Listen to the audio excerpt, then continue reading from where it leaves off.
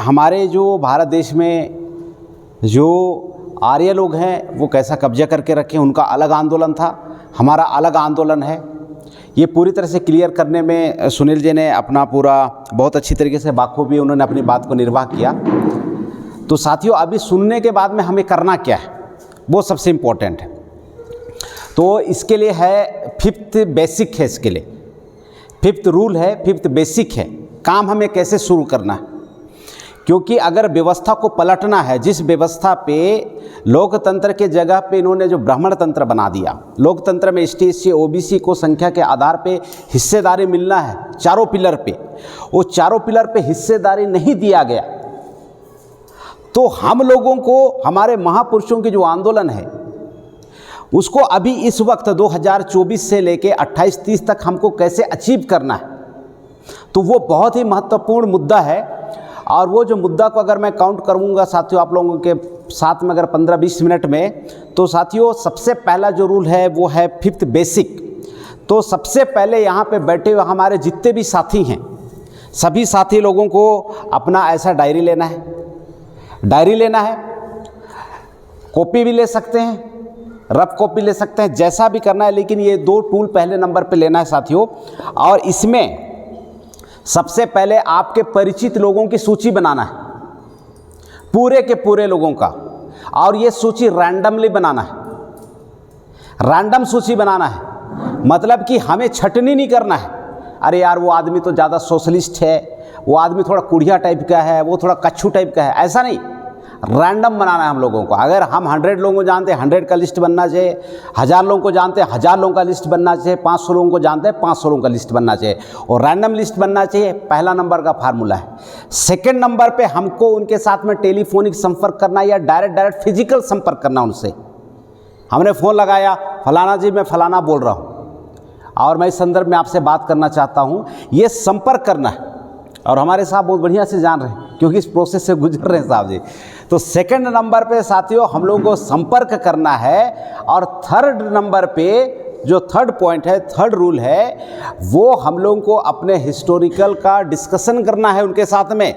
हम लोगों को चर्चा के दरमियान में हमारा इतिहास क्या है और विदेशी लोगों का इतिहास क्या है, डिफ्रेंशिएशन बताना है। अगर हम ऐसा डिफ्रेंशिएशन नहीं बताएंगे तो क्या समस्या होगा? समस्या ये होगा कि विदेशी महापुरुषों को, उनके पुरुषों को, विदेशी उनके पुरुषों को हमारे लोग कहीं अपना महापुरुष ना समझ बैठे, जैसे आज तक समझते आ रहे हैं। तो चर्चा के दरमियान में आपको बताना है कि ये वो उनके महापुरुष हैं और ये जो गौतम बुद्धा हैं और हमारे ज्योतिबा फुले साहब हैं, बाबा साहब भीमराव अंबेडकर, ये हमारे महापुरुष हैं। बिरसा मुंडा हमारे महापुरुष हैं, इन्होंने हमारे लिए इनके विरुद्ध में काम किया है। और हमारा पूरा जो 5000 साल का जो इतिहास है साथियों, ये इनके विरुद्ध में लड़ाई लड़ने का इतिहास है। लेकिन उन्होंने हमारे लोगों की मानसिकता में विचारधारा को इंजेक्ट किया कि ये आपके महापुरुष हैं, जो जीवन भर हमारे महापुरुषों को सताता रहा, तड़पाता रहा। उन लोगों को हमारे ऊपर में थोपने का काम किया। इसी को ओबीसी के राष्ट्रीय अध्यक्ष, राष्ट्रीय पिछड़ा वर्ग मोर्चा के राष्ट्रीय अध्यक्ष चौधरी विकास पटेल साहब कहते हैं कि हमारे देश में बड़े बड़े घोटाले हुए होंगे, लेकिन सबसे बड़ा जो घोटाला है वो इतिहास का घोटाला हुआ है। और पहचान बदल जाने से हमारा व्यवहार बदल जाता है। पहचान बदल जाने से उन्होंने जाति जाति का पहचान बदलाया, तो गौड़ लोग अपने जातियों पे गर्व कर रहे हैं, कंवर लोग अपने जातियों में गर्व कर रहे हैं, उरांव लोग अपने जातियों में गर्व कर रहे हैं। और इस तरह 6743 जातियों का गर्व बनाया इन्होंने। माननीय वामन मेश्राम इसी वक्त में साथियों मूल निवासियों को अपने मूल निवासी होने का गौरव करने का पाठ पढ़ा रहे हैं। जो बाबा साहब का जो काम था, उन्होंने बोला था कि मेरी जय जयकार मत करना, मेरे अधूरे कामों को पूरा करने के लिए अपनी जान की बाजी लगाना। तो बाबा साहब अम्बेडकर ने अनुसूचित जातियों के 801 जाति को अनुसूचित जनजाति का एक पहचान दिया। हमारे पढ़े लिखे लोग उसको और लाखों टुकड़े में बांट दिया। बाबा साहब बोल रहे हैं कि आपको इकट्ठा होना है। हमारे पढ़े लिखे लोग जातियों का संगठन बना रहे हैं, संगठन बना के पूरा और उरांव प्रगतिशील समाज। बाबा साहब बोल रहे हैं कि भाई ऐसा संगठन मत बनाओ, तो अगर 801 लोग मिलके अगर अनुसूचित जनजाति का पहचान में काम करते तो पूरे लोग जुड़ने का काम करते, लेकिन अभी बिखर गए। तो साथियों ये जो डिस्कशन है बहुत ही महत्वपूर्ण, ये लोगों को बताना है 3rd नंबर पे। उसके बाद में साथियों 4th नंबर पे उन लोगों को इस संगठन में जोड़ने के लिए फॉलोअप करना है कि आपको हर हाल में इस संगठन को, इस विचारधारा को समर्थन करना है। क्योंकि आदमी हमेशा क्या बोलता है सर, आदमी अक्सर क्या बोलता है कि मुझको लगता है। अरे भाई, व्यक्तिगत सोच से समाज का बंटाधार करना नहीं है।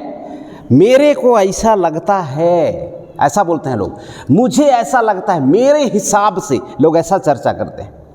तो साथियों हर चीज को नापने का मापदंड है। अनाजों को नापने के लिए किलो का इस्तेमाल किया जाता है, पानी को नापने के लिए लीटर का इस्तेमाल किया जाता है, ऊंचाई को नापने के लिए फीट का इस्तेमाल किया जाता है, सेंटीमीटर का इस्तेमाल किया जाता है। अगर हमारे किसी समाज के होशियार आदमी को ऐसा लगता है कि मैं जो ऊंचाई है उसको लीटर से नापूंगा, नाप पाएगा क्या?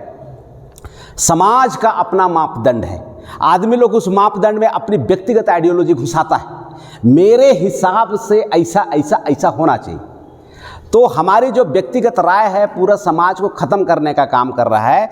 तो साथियों हम लोगों को फॉलोअप करना है, आइडियोलॉजी बताए, हिस्टोरिकल बताए, साथियों उसके बाद उनको फॉलोअप करना है ताकि वो ब्राह्मणों के संगठन में ना जाए, वो हमारे मूल निवासी संगठन में आवे। हमको निगरानी रखना है कि फलाना फलाना बंदा कर क्या रहा है, कहीं हमारे समाज को कमज़ोर तो नहीं कर रहा है, कहीं विदेशी ब्राह्मणों का संगठन को मजबूत करने का काम तो नहीं कर रहा है। ये फॉलोअप करना है साथियों। और इस फॉलोअप की कड़ी में मीटिंग है, प्रशिक्षण है, ट्रेनिंग प्रोग्राम है, कैडर है, राष्ट्रीय अधिवेशन है, राज्य अधिवेशन है, जिला अधिवेशन है, ब्लॉक अधिवेशन है, तमाम तरह के हमारे जो फंक्शंस हैं जिसके माध्यम से लोगों को हम लोग जानकारी देने का काम करते हैं, वो कार्यक्रम है, फॉलोअप का काम करना है।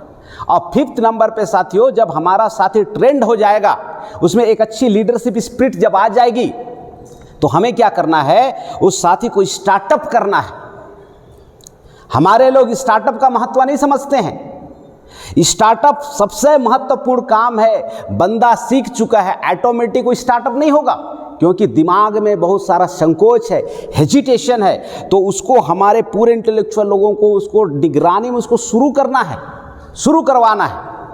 साथियों जो गाड़ी 120 की रफ्तार से, 160 की रफ्तार से, 200 की रफ्तार पे जो सड़क पे दौड़ सकता है, वो स्टार्ट करने से पहले अगर उसके दोनों चक्का के ऊपर में इतना इतना अगर ईंटा का गुटका लगा दोगे, बहुत बड़ा नहीं, छोटा छोटा, इतना बड़ा बड़ा, उसके बाद में आप स्टार्ट करके देखो, उसमें वो चढ़ ही नहीं पाएगा।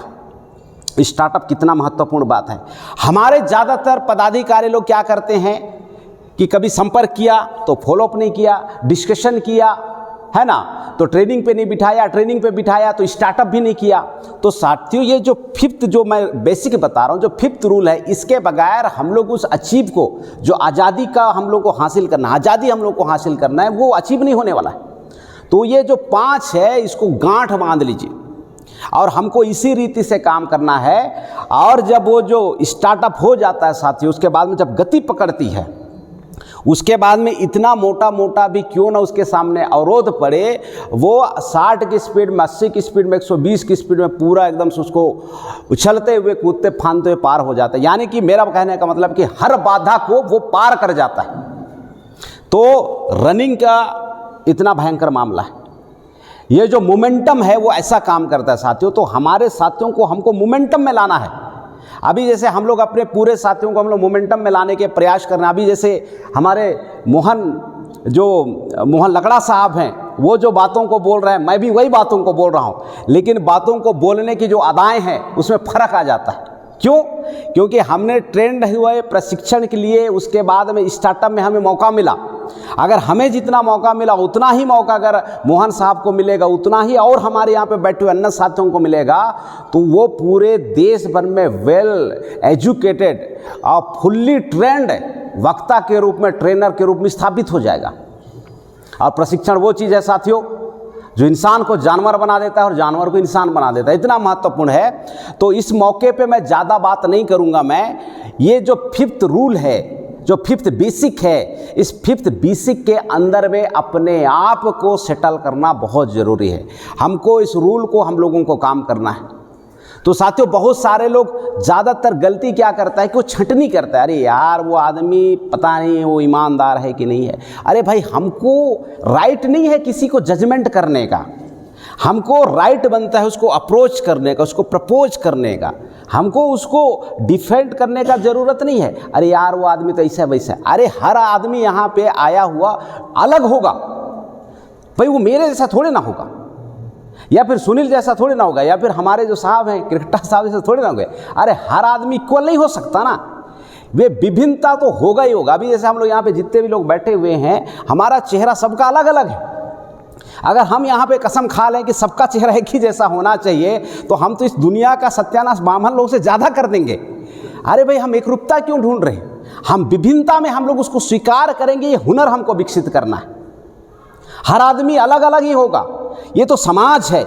हमारे जो पिताजी होते हैं, उनके 2-3 बच्चे होते हैं जो एक खून के भाई बहन होते हैं, एक डीएनए के होते हैं, एक माता पिता से जन्म लिए होते हैं, उनका चेहरा अलग होता है, उनका विचार अलग होता है। तो इतना बड़ा समाज है, विचारों की एकरूपता को अगर हम लोग गौर करेंगे तो पूरा समाज का सत्यानाश हो जाएगा।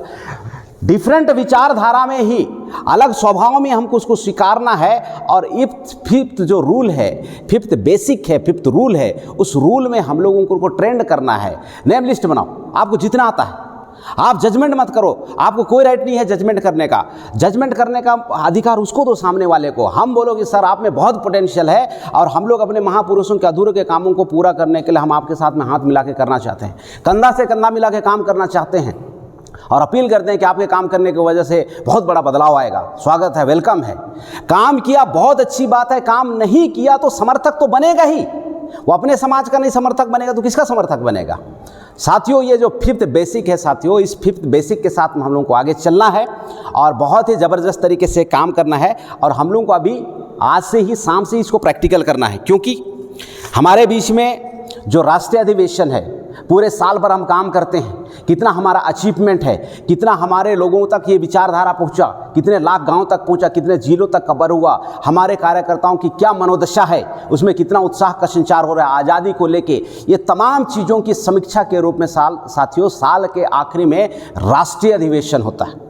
बामसेप का 41वां राष्ट्रीय अधिवेशन और भारत मुक्ति मोर्चा का 14वां राष्ट्रीय अधिवेशन बिहार में बोधगया में संपन्न होने को जा रहा है।